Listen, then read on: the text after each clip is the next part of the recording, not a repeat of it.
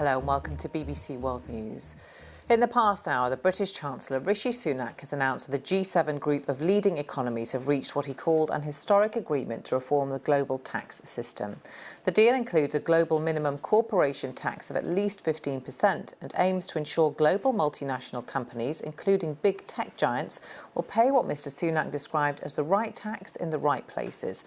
Our business correspondent Katie Austin reports. How much tax should multinational companies, particularly tech giants, pay, and where should they pay it? Those were the questions at the heart of these discussions between G7 finance ministers.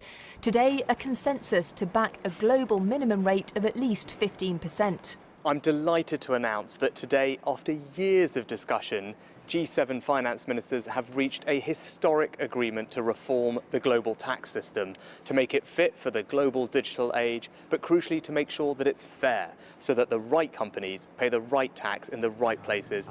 The deal is seen as a significant development. Since at least 10 years ago, and probably earlier, there's been this, I think, dissatisfaction that lots of companies move their headquarters to very low tax jurisdictions. But it has been really hard to come up with a global deal on corporation tax.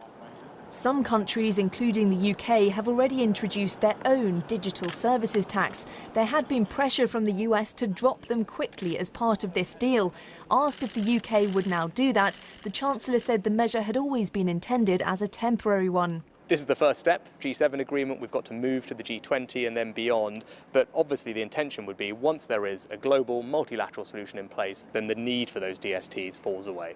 The rules agreed today would also aim to make companies pay tax in the countries where they are selling their products or services rather than where their profits are declared. How transformative this group's deal is depends on getting other nations on board too. But the German finance minister said it was bad news for tax havens. Katie Austin, BBC News.